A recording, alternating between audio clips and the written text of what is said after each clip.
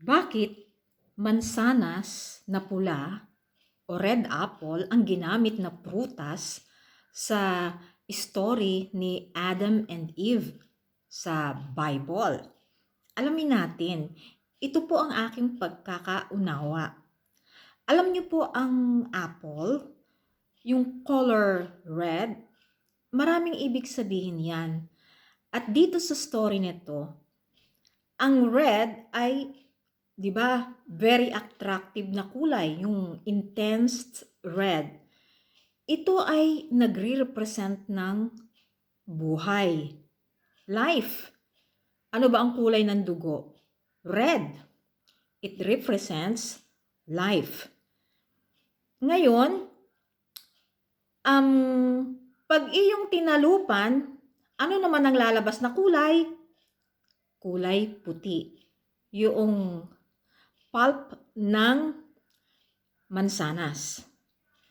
Pero pabayaan mo siya pagkatapos matalupan, ano ang nangyayari? Ito ay nagkakaroon ng ibang kulay.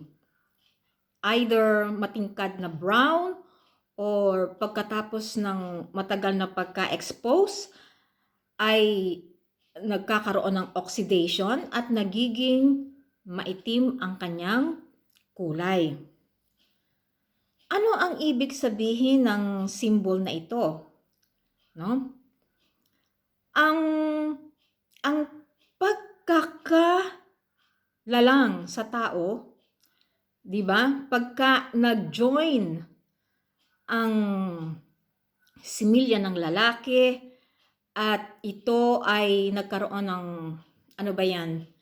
Pagtatagpo sa womb o sa ovary ng babae, yung egg ay kakatagpuin niya, yung pinakamaswerteng sperm cell ay kanyang kakatagpuin at ito ay magiging simula ng pag-form ng embryo. So from a very tiny dot of blood. Very tiny dot of blood, pero it contains the DNA or the genetic codes of the person na mabubuo. Nandoon sa dot of blood na yun, ang programa na hindi nakikita, nandoon kung papaano huhulmahin ang mata, ang ilong, ang utak, ang kulay, ang kamay, lahat ng bahagi ng katawan ay nakaprograma na once na nag-meet ang egg at ang sperm cell. At habang lumilipas ang mga buwan, pagkatapos ng 9 months, eto na, ready nang lumabas ang sanggol na nabuo sa sinapupunan ng babae. At doon makikita ang nabuong nilalang. Ang kulay ng kanyang balat, kulay ng kanyang mata, kulay ng kanyang buhok, at lahat ng bahagi ng katawan. Doon sa paradise, bakit ipinagbawal ng lumikha ang prutas na yon? Sa lahat ika ng mga prutas, pwede niyong kainin ang mga prutas ng lahat ng mga punong nakikita niyo, huwag lang ang puno na yan na may mga bunga, pero huwag niyong pipitasin at huwag niyong kakainin. But dahil curious ang kanyang mga nilalang, ang ginawa ay kinain at saka si babae ang nagsimula at kinain niya at kanyang inialok sa kanyang kapartner at doon nagsimula. Para bang iniisip natin, ano bang pagkakamali? Kinain lang. Dahil sa hindi naging masunurin ang kanyang mga nilang pagsuway. At sila ay pinalayas at sinabi na yung paradise ay hindi nyo na matitikman ang buhay sa paraiso dahil kayo ay sumuway. Umalis kayo at never kayo na makababalik dito. Pero siya naman doon sa myth na yon, siya naman ay nagsabi na hindi naman siya, ang creator ay hindi naman pababayaan. Igaguide sila, no? I-guide sila sa mga gagawing hakbang ng kanyang mga nilalang. Ang pagkakaintindi ko po doon, well, iba-iba po tayo ng paniniwala kung paano nilalang yung mga unang tao. Ang sabi sa science, nagmula daw sa mga apes, ang sabi tayo daw ay the highest form of animals, pwedeng makakomprehend, makakaintindi, makapag-isip, makaunawa, may emosyon. Okay? Yan. Hindi katulad ng ibang hayop na nilalang. Ang papaliwanag naman sa Biblia, when it comes to soul, anima, ay iba naman ang pagkakapaliwanag. Ang paliwanag naman doon sa another science explanation na nung nilikha ang mga hayop, kasama na doon ang human beings. Only they are the highest form nga of animals, and lahat ng skin tones nandoon na. No? May maitim, may sobrang kayumanggi, may light brown, ganyan. No? So lahat niya ng mga primitive ang mga pamumuhay, mga native way of life. At sa pagkakaintindi ko, hindi naman lang talaga dalawa ang nilikha. Pero nagpartner-partner sila at ang utos ni Lord at ang utos ng nilikha, yung yung wag lang kayong gagawa ng inyong offspring na kayo ay blood related. No, yun yung pagkakaunawa ko na iiwasan nyo ang bagay na ito. Dahil ito ang magiging puno at dulo ng lahat ng kasamaan dito sa mundo. No? Wag lang yun ang gagawin. No? Yung makabuo ka, magkaroon ka ng anak sa pamamagitan ng pakikipagrelasyon sa kadugo mo. No? Maaring yan ay iba't ibang relation na nakalagay sa Bible. Kayo na lang po ang mag-research.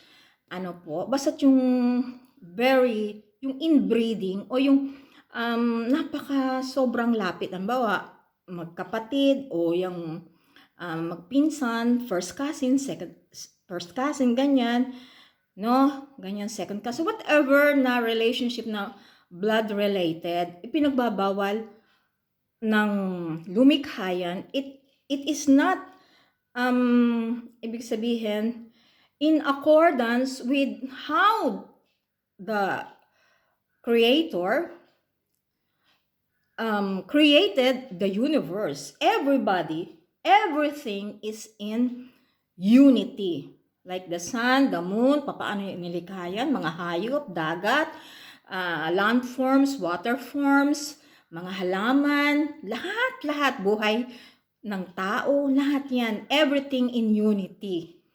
At yun nga, ang pagkakaintindi ko, yun talaga ang pinagbabawal niya ever since, na hindi nakuha ng tao kahit ano pang gawin na, diba? Marami nagsaliksik. Ano ba talaga yun? Ano bang ibig sabihin ng mansanas na yan? Bakit yun ang ginamit? Bakit hindi ginamit yung saging? No? Naisip ko, oo nga naman, tama. Mansanas nga kasi madalas kumain ng mansanas dito. And very attractive yung red apple. Diba? Yung intense ang kulay na pula. Ayan, very attractive. I hope ako inyong nakuha kahit paano ako'y nakapag-paliwanag nito. At kayo na rin po ang magdagdag sa inyong research. Ngayon po, ayun talaga ang naging source ng lahat. It's like a Pandora's box Para sa akin tama yung sinabi nung yung aking sabi noon na yung Bible, it's like a Pandora's box. Na kapag iyong binuksan, lalantad sa iyo ang lahat ng kasamaan dito sa mundo nang dahil doon. Pero ang sabi, there is hope. Hindi naman nawala yung hope kasi nung binuksan ni Pandora, yung it's a myth, a European myth. Nung binuksan niya yung Pandora's box, lahat ng mga nakaloob doon ng mga bad spirits ay lahat ay naglabasan.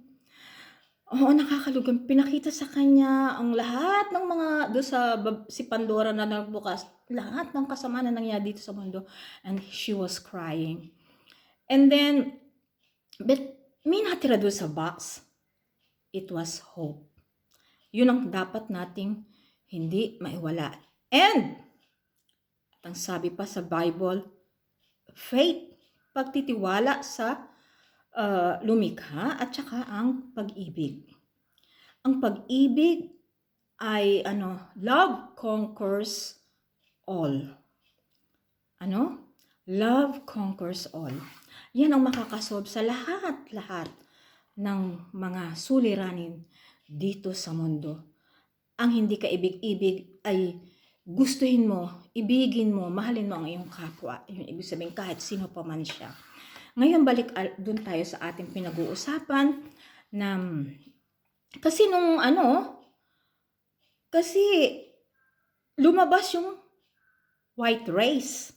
Dahil doon kasi lahat, 'di ba sabi nagmula tayo sa sa mga itim, sa mga dark brown na mga nilalang doon sa tulad sa mga Africans, doon sa mga pygmies, sa mga tawag diyan? Austronesians, kung papaano, dahil nga doon, lumabas ang white race. And syempre, you will be, yung nag-create, syempre, man can create. He is like God. Yung makaka-create siya ng another race.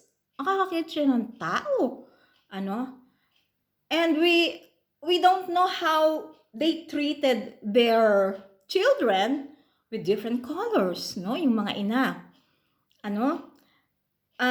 It's very clear example dyan, yung ina ni